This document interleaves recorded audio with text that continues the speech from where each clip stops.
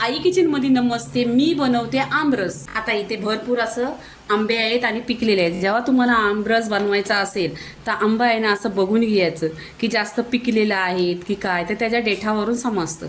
तर आता इथे आहे ना आंब स्वच्छ धुवून घ्यायचे. स्वच्छ आंब धुवून घेतलेले आहेत. आता आहे ना आपण कट करायचं. कसं कट करायचं ते तुम्हाला दाखवते.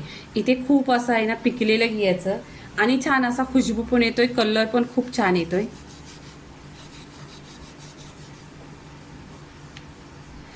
असं कट करून घ्यायचं, आतमध्ये बघायचं आंबे खराब आहेत का काय. इथे आहे ना आता मिक्सरचं भांडं घ्यायचं. इथे पहा अशा चम्मचच्या साहाय्याने आहे ना पूर्णपणे काढून घ्यायचा आंबा, छान असा येतोय.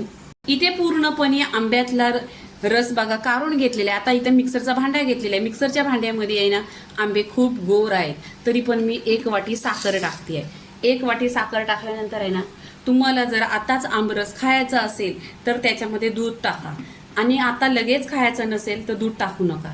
इथे 1 वाटी दूध टाकलेलं आहे.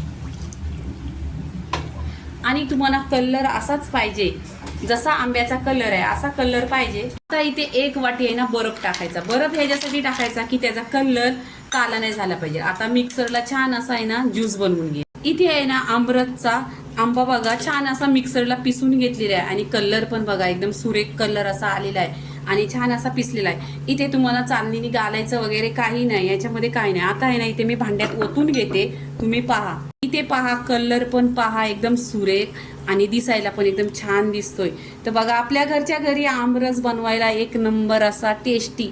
आणि बाहेरचा आणल्याने पहा बाहेरच्यात केमिकल, कलर, साखर सगळं मिक्स करतात. म्हणून तुम्ही आहे ना व्हिडिओ पहा, पूर्णपणे रेसिपी पहा आणि जसं मी बनवलंय तसं तुम्ही बनवा.